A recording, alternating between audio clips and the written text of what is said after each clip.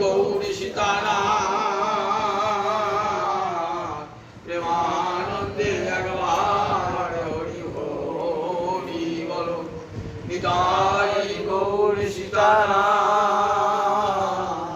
প্রেমানন্দে একবার হরি হরি বলো নিতাই গৌরী সীতানাথ প্রেমানন্দে একবার হরি হরি সমবেত ভক্তবৃন্দের চরণে আমার কোটি কোটি দণ্ডবত প্রণিপাত।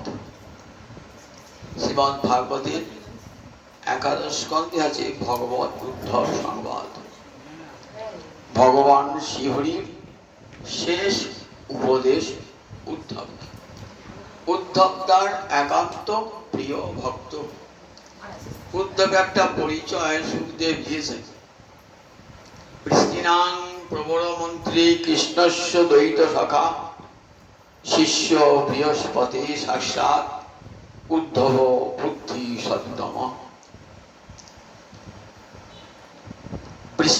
বৃষ্ণিবংশ মানে যদুবংশের একটা শাখার নাম বৃষ্ণিবংশ।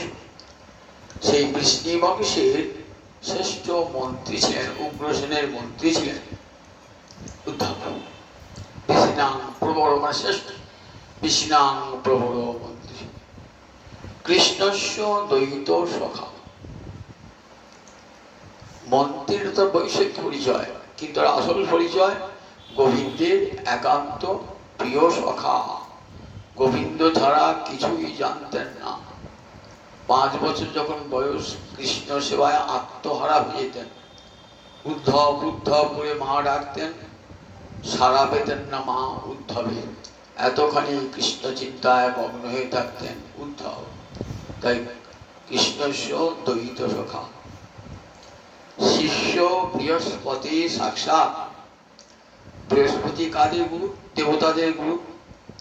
সেই দেবতাদের গুরু বৃহস্পতির কাছে বেদ বিদ্যা শিখেছিলেন। তা বৃহস্পতি তো এখানে থাকে না, মর্তে থাকে না। কোথায় থাকে? স্বর্গে থাকে। তাহলে উদ্ধব স্বর্গে গিয়ে পড়াশোনা করেছেন। দেখুন, এখানে পড়াশোনা করেন নাই, স্বর্গে গিয়ে দেবগুরু বৃহস্পতির কাছে সাক্ষাৎ হয়েছেন। তো শিষ্য বৃহস্পতির সাক্ষাৎ, একবারে সাক্ষাৎ তার শিষ্যত্ব গ্রহণ করেছিলেন। উদ্ধব বুদ্ধি সত্তম। বুদ্ধিতে উদ্ধবের উপর আর কেউ ছিল না। সত্তম, তরতম। তম বললে আর কি বোঝায়? একবার সর্বশ্রেষ্ঠ, এরপর কিছুই বোঝায় না। সেই উদ্ধব কাঁদছেন, প্রভু তুমি চলে যাবে, তোমার লীলা সংবরণ করবে, আমি থাকবো কি নিয়ে? তখন ভগবান বললেন, দেখো আমি ভাগবতের মধ্যে রইলাম, তুমি জগতের কাছে হরিকথা প্রচার করবে। শোনো উদ্ধব, তোমাকে আমি শেষকালে, তুমি তো আমার অত্যন্ত প্রিয়জন। যুদ্ধকালে আমার অর্জুন প্রিয়জন ছিল, হলো অর্জুনকে আমি উপদেশ দিয়েছিলাম। সেই উপদেশ মহাভারতে আছে, গীতায় আছে। আর তোমাকে উপদেশ দিচ্ছি, এটি শ্রীমদ্ ভাগবতে। তাই ভগবানের এটি শেষ উপদেশ। ভগবান এবার লীলাটি সম্পন্ন করবেন। তার সমস্ত কাজ সম্পূর্ণ হয়ে গেছে। এইবার চলে যাবেন কোথায়? দেবতারা এসেছেন, যে গোবিন্দ এবার লীলা সম্পন্ন করো, এবার তুমি চলে যাও স্বধামে। ব্রহ্মাদি দেবগণ নেমে এলেন, নেমে এসে বললেন, গোবিন্দ এবার তুমি চলে যাও বৈকুণ্ঠে, গোলকে চলে যাও। যাওয়ার আগে উদ্ধব নয়ন জলে ভাসছেন। উদ্ধব, প্রভু আমি কি নিয়ে থাকবো? তখন বললেন, এই ভাগবত রইল, তুমি জগৎ জীবের কাছে হরি কথা প্রচার করবে। দেখো উদ্ধব, আমি তোমাকে উপদেশ দান করছি, সেই উপদেশ তুমি আবার কোথায় শুনবে? বদ্রিকাশ্রমে অনেক ঋষি আমাকে দেখতে চেয়েছিলেন, তাদেরকে সাক্ষাৎ দর্শন দান হয় নাই।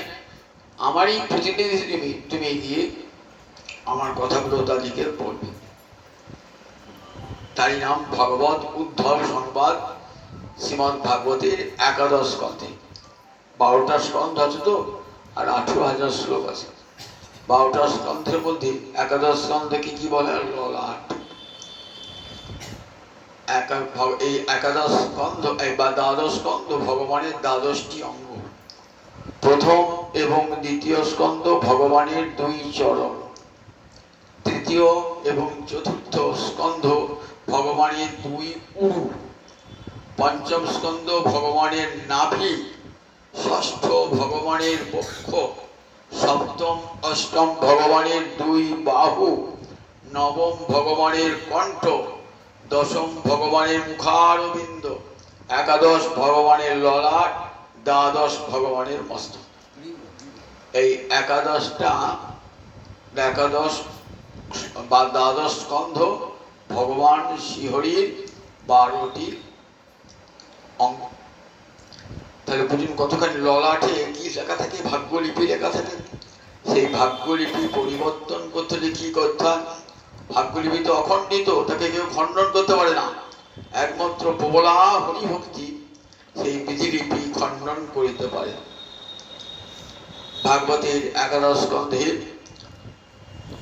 ভগবান শ্রীহরি উদ্ধবকে দিয়েছেন সেই উপদেশ, যাতে ললাটে লিপি খণ্ডন করে আবার পরজন্মে এসে মনুষ্যকুলে জন্মিয়ে ভগবানকে আমাকে ভজন করা যায়। উদ্ধবের মনে একটা প্রশ্ন রেখেছে, প্রভু তোমাকে পাবার তো অনেক উপায় শাস্ত্রে বলেছে। কেউ বলেছেন জ্ঞান সাধন করতে, কেউ বলেছেন যোগ সাধন করতে, কেউ বলেছেন নিষ্কাম কর্ম করতে, কেউ বলেছেন বেদ পাঠ করতে, আবার কেউ বলেছেন তোমাকে ভক্তি অঙ্গ সাধন করতে। তা সবকটাই কি এক, না এর মধ্যে কোনো তরতম আছে? ভগবান বলে দেখো, সব উপাসনা দিয়ে আমাকে পাওয়া যাবে, কিন্তু ভক্তির মতো উপাসনা আর নাই। ভক্তি সাধন শ্রেয়সী। এই ভক্তি সার্বজনীন, সকলের জন্য। জ্ঞান সকলের জন্য নয়, যোগ সকলের জন্য নয়, নিষ্কাম কর্ম সকলের জন্য নয়, বেদ পাঠ সকলের জন্য নয়, কিন্তু হরি ভক্তি সার্বজনীন। এই বিশ্বের যত নর নারী, ব্রাহ্মণ ক্ষত্রিয় বৈশ্য শূদ্র, ব্রহ্মচারী গৃহস্থী বানপ্রস্থী সন্ন্যাসী, প্রত্যেকের কাছে হরি ভক্তি গ্রহণযোগ্য। যেটি আর জ্ঞান কর্ম যোগে হয় না। ভক্তি একমাত্র সাধন শ্রেয়সী। এই ভক্তি ভগবানের কাছে। আবার এই ভক্তির দ্বারা ভগবানকে এমন করে পাওয়া যায় যেটি জ্ঞান যোগ বা অন্য কোনো সাধনে পাওয়া যায় না। তখন উদ্ধবের মনে একটা প্রশ্ন রেখেছে, প্রভু সংসারের থেকে ভগবানকে ভজন করা যায়? সংসার তো ভুলিয়ে দেয় সব। সংসার তো মায়ার সংসার, সেখানে স্ত্রী পুত্র নিয়ে ঘর করতে হয়, সেখানে তোমাকে তো বুঝতে পারবো না। তখন ভগবান বলছেন, বাদ্যমানপি মদ ভক্ত বিষয়ী অজিতেন্দ্রিয় প্রায় প্রগলভয়া ভক্তা বিষয়ী নাবিভূয়তে। বলছে দেখো, ভক্তি এমন জিনিস কখনো নষ্ট হয় না, কখনো বিনষ্ট হয় না। একবার যদি হরি ভক্তি হৃদয়ে প্রবেশ করে, তাহলে ভক্তি কখনো আর বিনষ্ট হয় না। কোন প্রকারের ভক্তি যদি একবার হৃদয়ে প্রবেশ করে, ব্রহ্মাণ্ড ভূমিতে ভূমিতে কোন ভাগ্যবান জীব গুরু কৃষ্ণ প্রসাদে পায় ভক্তিরতা আমি মারি হইয়া সেই বীজ করে আরোপণ শ্রবণ কীর্তন জলে করে সিঞ্চন। গুরুদেব কণ্ঠে যখন বীজ মন্ত্র দেবেন, মন্ত্র কৃষ্ণ মন্ত্রের নাম কি? বীজ মন্ত্র বলা হয়, কাম বীজ মন্ত্র। হৃদয়ে যে বীজ মন্ত্র দিলে তার বীজকে কি করতে হয়? মাটিতে পুঁততে হয়, জল দিতে হয়, সার দিতে হয়, মাটি দিতে হয়, সূর্যের তাপ লাগে, হাওয়া লাগে, তবে তো বীজটা অঙ্কুরিত হবে এবং গাছ হবে। ঠিক তেমনি হৃদয় মাঝে গুরুদেব যে দীক্ষাটি দিয়ে গেলেন না, সেটিকে কি করতে হবে না, সেটি বীজ যাতে বৃক্ষে পরিণত হয়, তার জন্য আমি তো মালি কি করে? মালি বীজটা লাগিয়ে তার যত্ন করে যাতে বীজ থেকে গাছটা হয়। ঠিক তেমনি গুরুদেব কানে যে বীজ মন্ত্র দিলেন না, কি করতে? শ্রবণ কীর্তন জলে করে সিঞ্চন। প্রতিদিন বসে বসে হরি কথা শ্রবণ করো এবং কীর্তন করো। এই শ্রবণ কীর্তন হলো জল। বাড়িতে বাড়িতে লতা ব্রহ্মাণ্ড ভেদি যায়। এই লতা বৃদ্ধি প্রাপ্ত হতে হতে কোথায় হবে? একবারে ব্রহ্মাণ্ড ভেদ করে চলে যাবে, পৃথিবীর সপ্ত আবরণ ভেদ করে চলে যাবে। কোথায় যাবে? কৃষ্ণ চরণে কল্প বৃক্ষে করে আরোহণ। লতা স্বভাব কি বলুন দেখি, না বড় গাছ পেলে তাকে জড়িয়ে ধরা, এটা লতার স্বভাব। লতা মাটিতে থাকতে পারে, বড় গাছ বাঁচিয়ে যায়। লতা বাড়তে বাড়তে কোথায় হবে? ওই গোবিন্দ চরণ বৃক্ষকে জড়িয়ে ধরবে। বাড়িতে বাড়িতে লতা ব্রহ্মাণ্ড বেড়ে যায়। এবার কি করবে? কৃষ্ণ চরণ কল্প বৃক্ষে করে আরোহণ।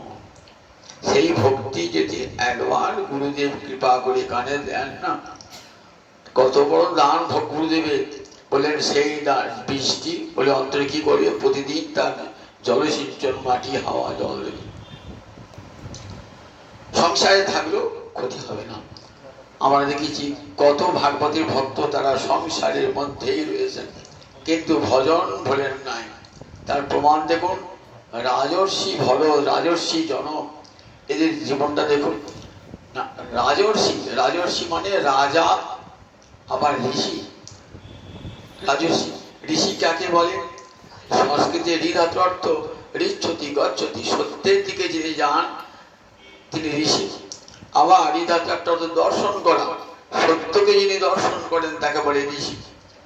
তাহলে এই যে রাজর্ষি সত্যকে দর্শন করেছেন, রাজা হয়েছেন কৃষ্ণের নির্দেশে প্রজা পালন করবার জন্যে।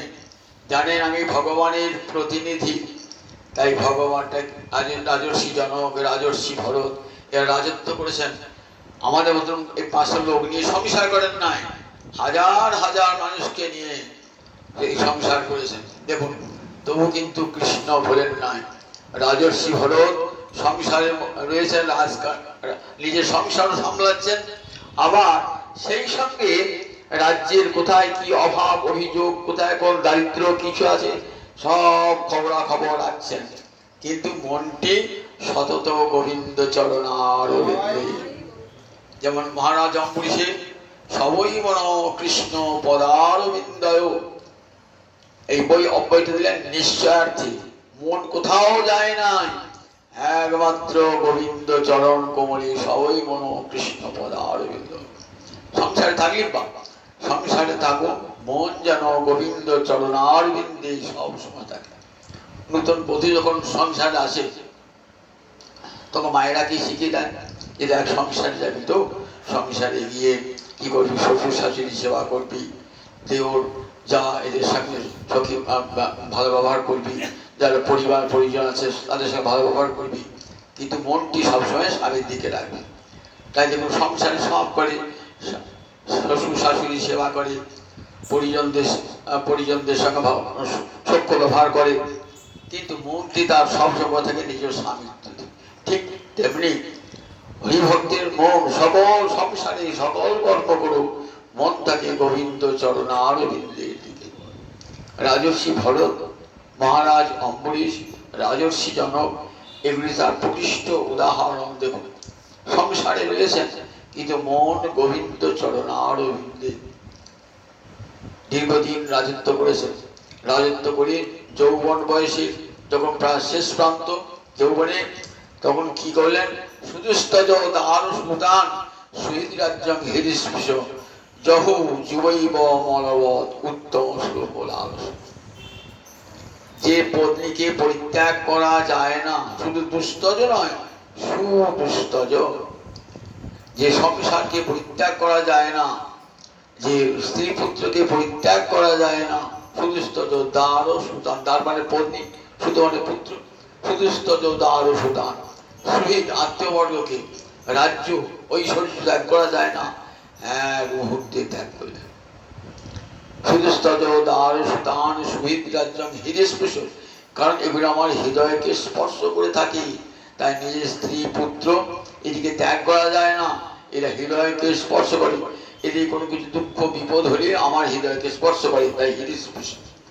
যখন ত্যাগ করলেন, কখন ত্যাগ করলেন?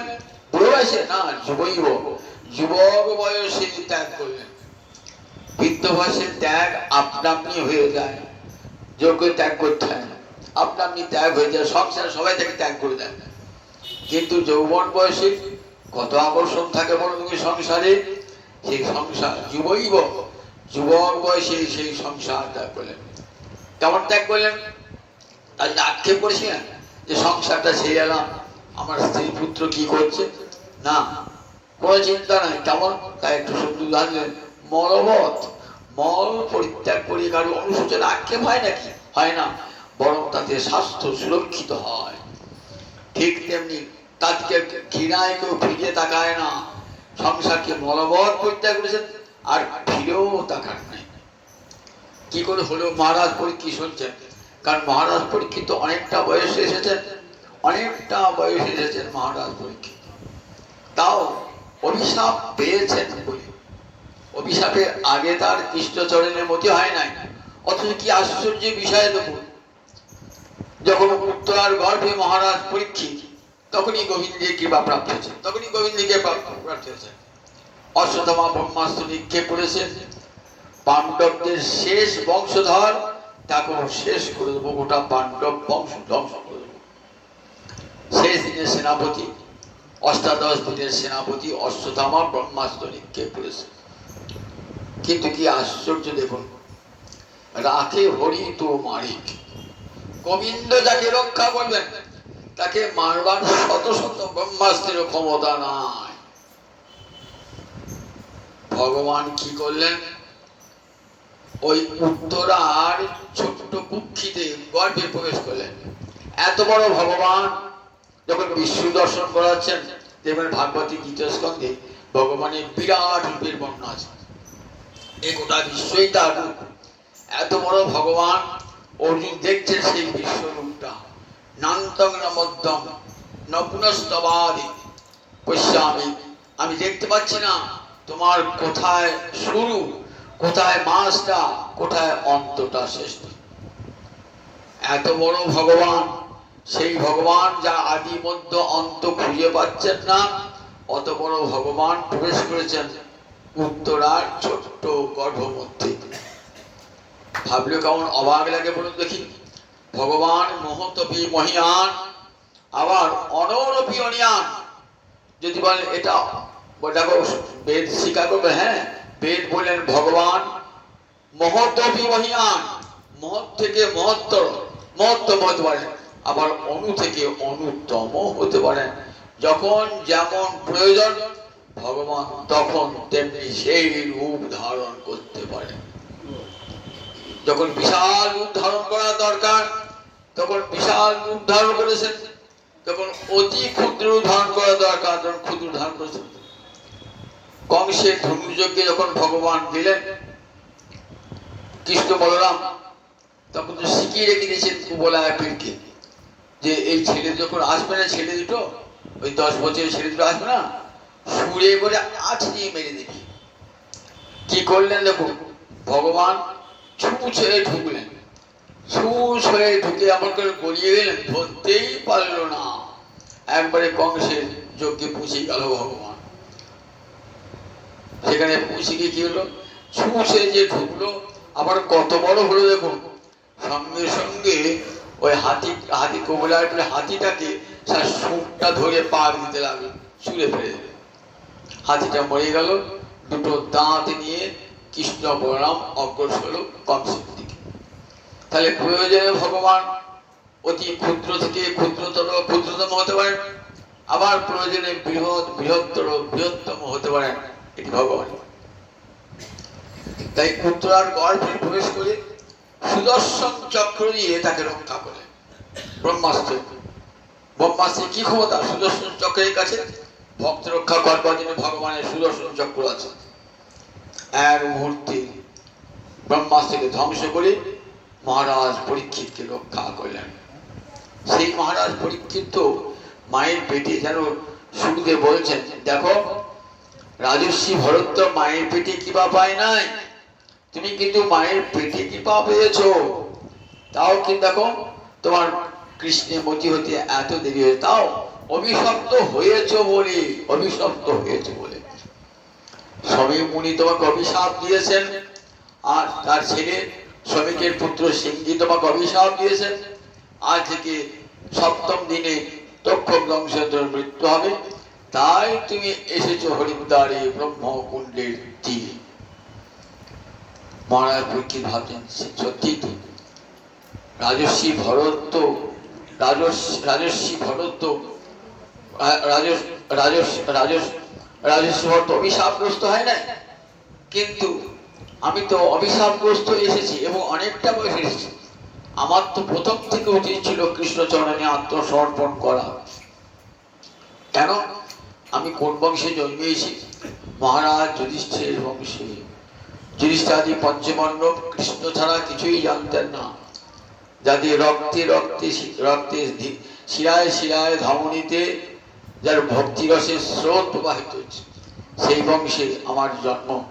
সুতরাং আমার তো কর্তব্যই ছিল গোবিন্দ চরণে শরণ নেওয়া, কিন্তু এতদিন সংসার আমাকে আমার বসে গোবিন্দ ভুলিয়ে দিয়েছিল, তাই সে নয়ন জলে ভাসছে। তাই সুদুস্তজ দান ও সুদান শহীদ রাজ্য হিরিস জহৌ যুবৈব মলবৎ উত্তম শ্লোক লালস। কেমন করে সংসার ত্যাগ করলো? বলে উত্তম শ্লোক লালস। উত্তম শ্লোক গোবিন্দ একটা নাম, উত্তম শ্লোক। শ্লোক মানে যশ। শাস্ত্রে যার উত্তম যশের কথা শুনতে পাওয়া যায় তাকে বলে উত্তম শ্লোক। তা লালস, লালসা কখন হয়? লোভের চূড়ান্ত সীমাকে কি বলে? লালসা। সেই রকম লালসা জন্মেছিল। গোবিন্দ সেবা করতেন আর মনে মনে কি ভাবতেন? আমার কবে বিষয় বাসনা ক্ষয় হবে, কবে বিষয় বাসনা মন থেকে যাবে, কবে গোবিন্দ চরণে মনটি আমার যাবে। তাই সংসারে থাকুন, সংসারে থাকলে ক্ষতি নয়, সংসার যেন আপনাকে প্রবেশ না করে। আপনি সংসার থাকুন, ক্ষতি নাই। সংসার তো থাকতে, সংসার একটা আশ্রম এবং ভগবানের কৃপার দান এই আশ্রম। সুতরাং এই সংসার ধর্মটিও ফেলনা নয়, কিন্তু সংসার ধর্ম যথার্থভাবে যে সংসার ধর্ম পালন করেন সেখান থেকে কৃষ্ণ ভক্তির সূচনা হয়। তাই উদ্ধব দেখো, উদ্ধব সংসারে থাকলে অনুসার বাধ্যমান বিমত ভক্ত বিষয় অচিতেন্দ্র। আমার ভক্ত সংসারে থেকে অনুসার বাধ্য হয়, বাধ্য হয় সংসার ধর্ম গ্রহণ করতে, সংসারের স্ত্রী পুত্রকে পালন করতে সংসার।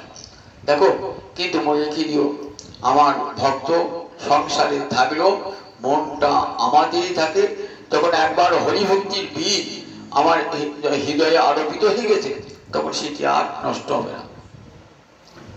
মনুর পুত্র প্রিয়ব্রত, মনুর দুই পুত্র উত্তানপাদ আর প্রিয়ব্রত। প্রিয়ব্রত সংসার ছেড়ে চলে গেছেন অনেক আগে দিয়ে। উত্তানপাদ সংসার করছে, কিন্তু উত্তানপাদও ছেড়ে চলে গেলেন। তখন রাজ্য চালাবে কে? তখন সব ব্রহ্মাদিদেব গণ দিলেন, চলো উত্তানপাদ তোমাকে রাজ সিংহাসনে বসাবো। না, আমি আর রাজ সিংহাসনে বসবো না, আমি রাজ্য ত্যাগ করবো। আমি দাদাকে দিয়ে চলে এসেছি তো, আর আমি যাবো না। দেখো, গুরুদেবের আদেশ, হে গুরুদেব তোমার আদেশ আমি রক্ষা করতে পারলাম না। ব্রহ্মা স্বয়ং সৃষ্টিকর্তা ব্রহ্মা এলেন, বলে দেখো গুরুর আদেশ এবং সাক্ষাৎ ভগবানের আদেশ, তুমি কি করো? রাজ সিংহাসনে বসো, নইলে পূজা করে কি করবো? বলে আমার হৃদয়ে যে হরিভক্তি নষ্ট, ভজন হবে। বলে কে বললে ভজন হবে না? সংসার থেকেও ভজন করা যাবে। প্রিয়ব্রত মহাভাগবত চলে এলেন কোথায়? আবার রাজ সিংহাসনে বসলেন।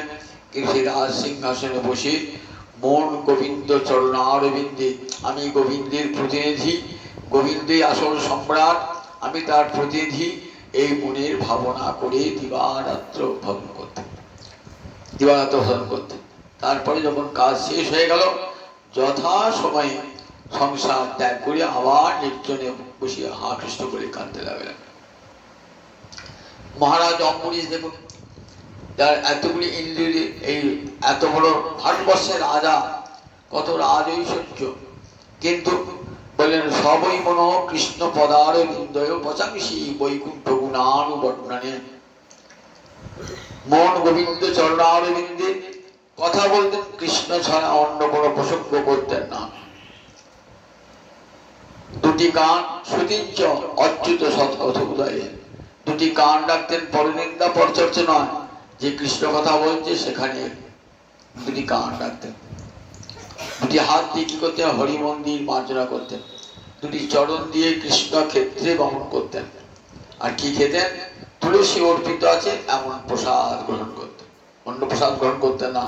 কৃষ্ণ ভক্ত তো অন্য প্রসাদ খাবেন না, তুলসী অর্পিত হয়েছে সেই প্রসাদ গোবিন্দ খেয়েছে সেই প্রসাদ গ্রহণ করতেন।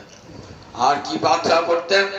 যে পরজন্মে আবার যেন তোমার দাস হতে পারি, রাজা নয় দাস হতে পারি।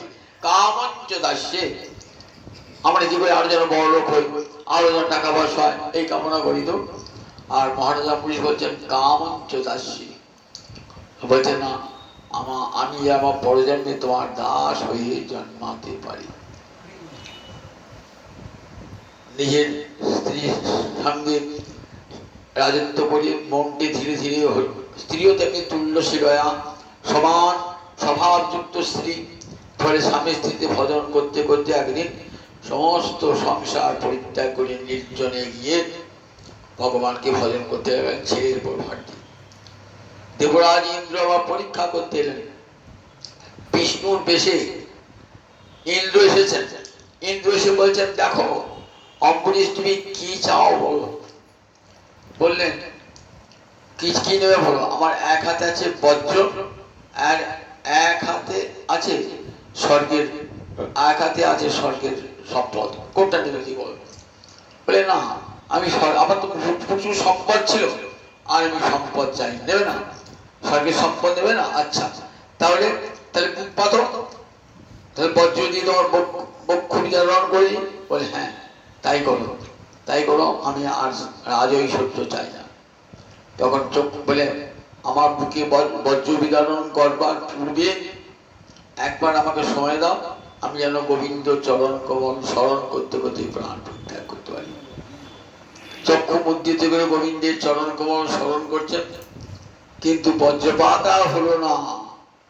দেখছেন তখন ইন্দ্র হো হো করে হেসে উঠেছেন, বলছেন অম্বরীশ দেখো তুমি পরীক্ষায় উত্তীর্ণ হয়েছ, সংসারে থেকেও তোমার কৃষ্ণ ভক্তি বিনষ্ট হয় না। যেমনকার তেমনি অটুট আছে কৃষ্ণ ভক্তি, সংসারে থেকেও কৃষ্ণ ভক্তি। দেখো উদ্ধার এরকম হাজার হাজার উদাহরণ আছে। সংসারে থেকেও কৃষ্ণ ভক্তি কখনো যায় না, সংসার থেকেও কৃষ্ণ ভজন করা যায়। অত দূর যেতে হবে না। গৌরাঙ্গ বলতে দেখুন পুণ্ডরিক বিদ্যানিধির নাম শুনেছেন তো? পুণ্ডরিক বিদ্যানিধি ইনি ছিলেন চক্রশালার জমিদার। চক্রশালা কোথায়? চট্টগ্রাম, ঢাকার চট্টগ্রাম। সেই চট্টগ্রামের জমিদার ছিলেন পুণ্ডরিক বিদ্যানিধি। তখনকার দিনে জমিদার মানে রাজা। কত ঐশ্বর্য বলুন দেখি, কত জমি জমা, টাকা পয়সা, কত ভৃত্য চাকর, কতগুলো বাড়ি, একটা দুটো বাড়ি না, 10-10টা বাড়ি। নবদ্বীপ একটা বাড়ি ছিল, মাঝে মাঝে এসে নবদ্বীপে থাকতেন। পরম হরিভক্ত লোক তো, তার নবদ্বীপে এসে বাড়িতে উঠেছেন। একদিন গদাধর পণ্ডিতকে মুকুন্দ বলছেন, মুকুন্দ ওই চট্টগ্রামে মুকুন্দ, তিনি চিনতেন কিন্তু ওই পুণ্ডরিক বিদ্যানিধিকে। বললেন গদাধর একজন বৈষ্ণব দর্শন করবে। তাহলে বৈষ্ণব দর্শন করতে কেনা চায়, আমি বৈষ্ণব দর্শন, চলো বলিয়ে চলো। নিয়ে গিয়ে দেখলেন বাবা উত্তম খাটে উত্তম শয্যায় বসে আছে, তাকিয়ায় হেরান দিয়ে বসে আছে, অঙ্গে কত অলঙ্কার, কত দামি পোশাক, তার মাঝে তিলক পরে আছেন, গলায় হার, সোনার চেন। কথা মনে ভাবছেন আচ্ছা বৈষ্ণব দেখতে এলাম, এমন বিষয়ই বৈষ্ণব। মনে মনে একটা বিরক্তির ভাব এলো, মুখটা ঘুরিয়ে আছে। বুঝতে পেরেছেন মুকুন্দ আসল পরিচয় তো পায় নাই। দেখি কত দাস দাসী সেবা করছে, রেকাবিতে পানের খিলি আছে, কত দাস দাসী সেবা, তখন পাকা ছিল না তো পাকা করছে, সেবা করছে, কেউ বা হাত পা টিপছে। বলে এত বড় বিষয় কি করে বৈষ্ণব হয়, এত বড় বিষয়। মনে মনে খুব বিরক্তি ভাব এলো। মুকুন্দ বুঝতে পেরেছেন। মুকুন্দ তার স্বরূপটি ভাঙবার জন্য কি করলেন, তখন ভাগবতীর একটি শ্লোক, পুতনাকে কৃপা করেছিল ভগবান, সেই শ্লোকটি উচ্চারণ করেছেন। অহো বকিয়ং স্তনকাল কুটং জিঘাংসয়া অপায়ন অপ্রসাদ্ধি লেভে ধাত্র চিতাঙ্গতি গঙ্গা দয়ালুং শরণং প্রজেম। কে বলছে এটা? বলছে উদ্ধব বলছেন বিদুরকে, বলছেন দেখো ভগবান কি করেছেন, অহো বকি বকি মানে বকাসুরের ভগিনী পুতনা, বকাসুরের ভগিনী বকিরাই বকি, অহো বকিয়াম স্তনকালকুট, স্তনে কালকুট বিষ নিয়ে কৃষ্ণকে মারতে গিয়েছে। করে নেবো স্তন চূষণ করে বাচ্চা তো, আর সঙ্গে সঙ্গে মৃত্যু হবে। জিঘাংসয়া হত্যা করবার ইচ্ছা, জিঘাংসা মানে হত্যা করবার ইচ্ছা, অপায়ত পান করালেন, স্তন পান করালেন, অসাধ্যি পুতনা। ফল কি হলো, লেভে ধাত্রুচিতাং গতি, ধাত্রী মায়ের যে স্থান পাওয়া উচিত, যে গতি পাওয়া উচিত, সেই স্থান পেয়ে গেলেন। লেভে ধাত্রুচিতাং গতি, ধাত্রুচি ধাইমা একটা মায়ের সমান। দেখবেন পঞ্চমাতার মধ্যে ধাইমা একটা মা, ধাইমা মানে সন্তান প্রসব করবার সময়, তখনকার দিনে নার্সিংহোম হাসপাতাল ছিল না, এই ধাইমায়েরা সন্তান প্রসব করাতো, তাকে মা বলেই জানতো সবাই। লেভে ধাত্রুচিতাং গতি, সে ধাত্রুচিত গতি লাভ করলো কোথায় গেল, একবারে চলে গেল কোথায়, একবারে গোলকে গিয়ে মা যশোদার কাছে কাছে থাকবে, গোপালকে সেবা করবে। উদ্ধব বলছেন কংবা দয়ালু শরণং ভুজেম, জগতে এমন দয়ালু আর কেউ আছে, আর কোন ভগবানের চরণে আশ্রয় গ্রহণ করব, যে ভগবান বিষ দিলেও অমৃত প্রদান করে, বিষ দিলেও অমৃত দেয়।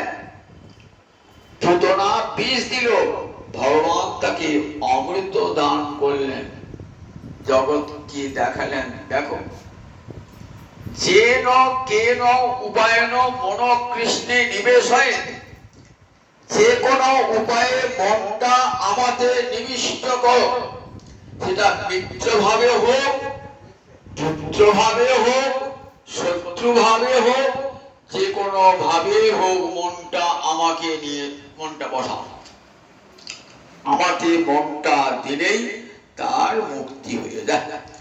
যে কোনো উপায় শত্রুভাবে যদি ভগবানকে ভজনা করেন তাহলেও মুক্তি হয়ে যাবে। কংস, জরাসন্ধ, শিশুপাল এরা ভগবানকে শত্রুভাবে উপাসনা করেছিল, তাতেই তাদের মুক্তি লাভ হয়ে গিয়েছিল। তাই যে ন কে ন উপায় ন মন কৃষ্ণে নিবেশ হয়, যে কোনো উপায়ে মনটা গোবিন্দ চরণে নিবিষ্ট করে দাও। এটি পুতনা উদ্ধার লীলায় ভগবান দেখালেন। দিলি বা বিষ, বিষ দিল, আমি তাকে অমৃত করে নিয়েছি, তো বিষ দিল, আমাকে তো কিছু দিয়েছে, বিষ হৃদয়কে অমৃত দেয়, বিনিময়ে আমাকে তো কিছু দিতে হবে। কেউ কোনো জিনিস দিলে কি করে ভদ্রলোক, বিনিময়ে টাকা দেয়। আপনি আমাকে রসগোল্লা পাঠান, মিষ্টি পাঠান, আমি আপনাকে রসগোল্লা মিষ্টি পাঠান করবো, এটা তো নিয়ম। তা পুতনা দিয়েছে বিষ, আর ভগবান তার বিনিময়ে দিলেন অমৃত। কি আশ্চর্য দেখুন, একবার যে মারতে গেল তাকে দিলেন অমৃত লোকে গমন।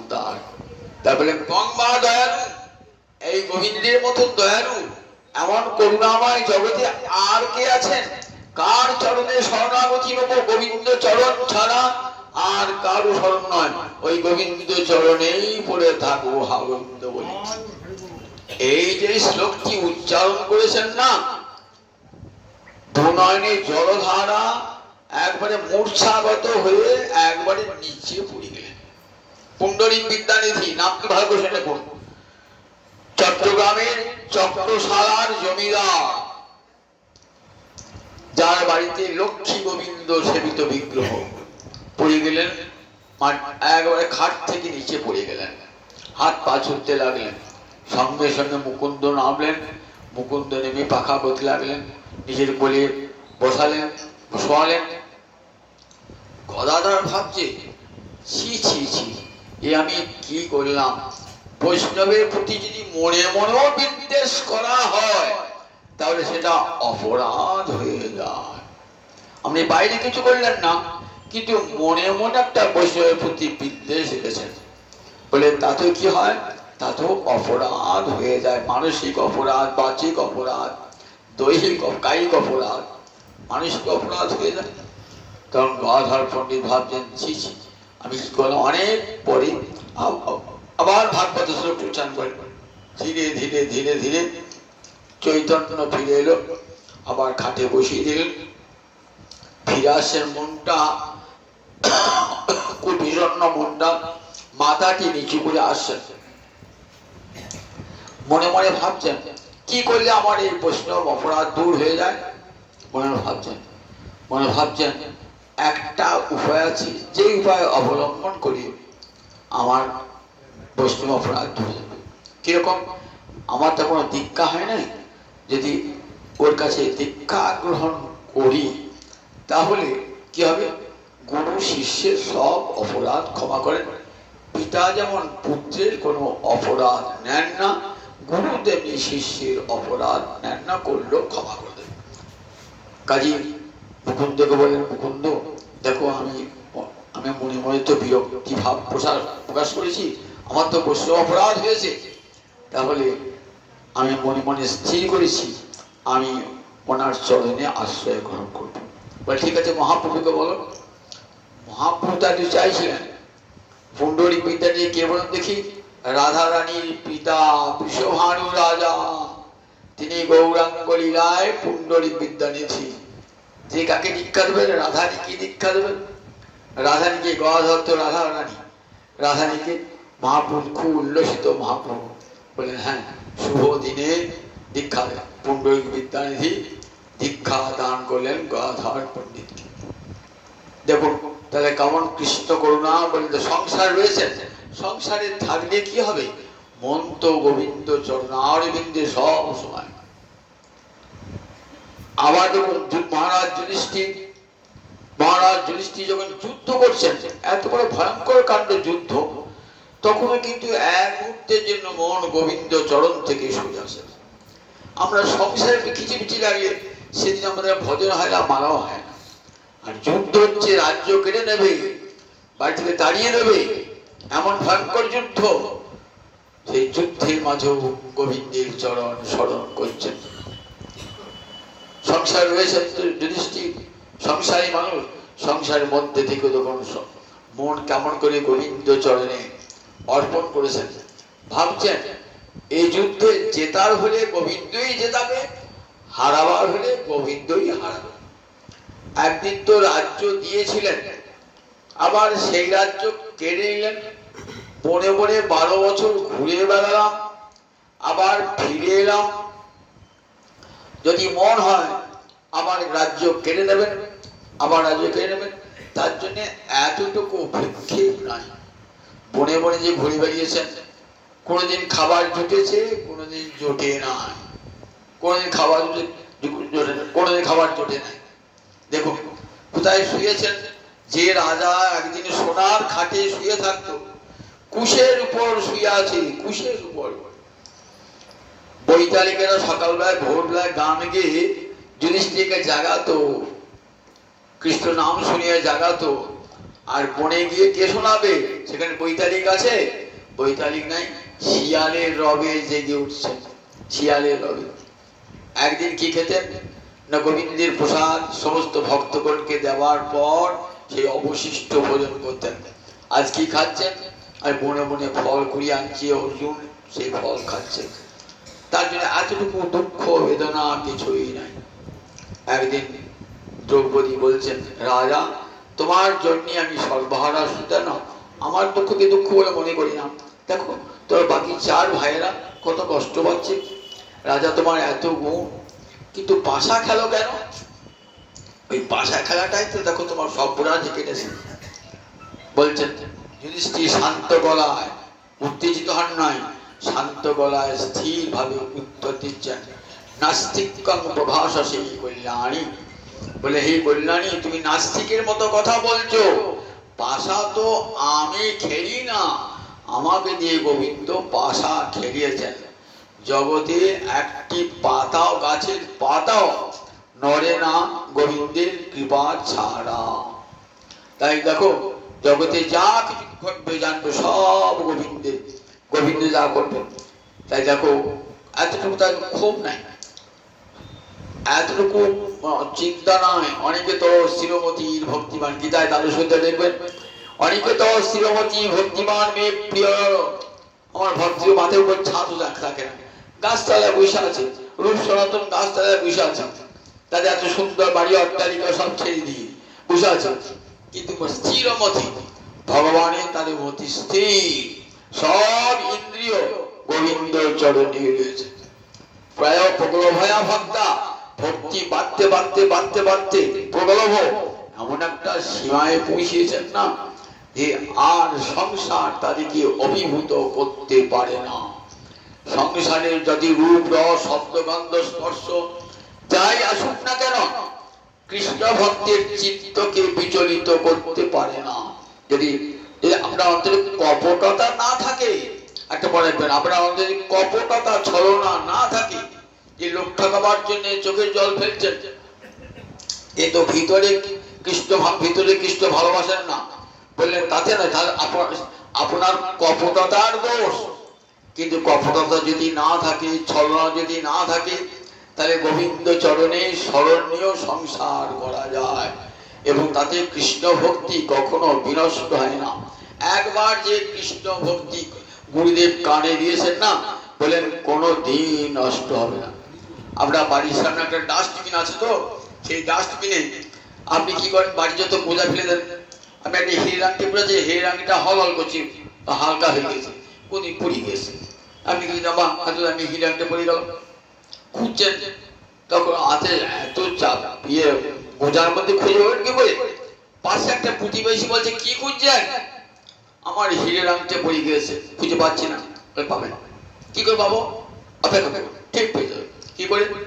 বলে বর্ষাকালে আসুন, বৃষ্টি পড়ুক, পড়তে পড়তে সব নষ্ট হয়ে যাবে। এবার নষ্ট হওয়া জিনিস দেখবেন হিরেটা চকচক চকচক করবে। ঠিক তেমনি বলে ওই যে একবার আমাদের সংসারে কত আবর্জনা ঢুকছে, ওই কানটা দিয়ে পরে নিন্দা পরে চর্চা ঢুকছে, কানটা দিয়ে কত আবর্জনা সংসারে ঢুকছে, এই কানটা দিয়ে আবর্জনা ধরে হৃদয় জমছে। তার মাঝে গুরুদেব দিয়ে গেছেন হিরের আংটি পরে দিয়ে গেছেন, ওই হিরের আংটির দেখো একদিন ঠিক বলে দেখো সব বিষয়ে বাসনা ক্ষয় হয়ে যাবে।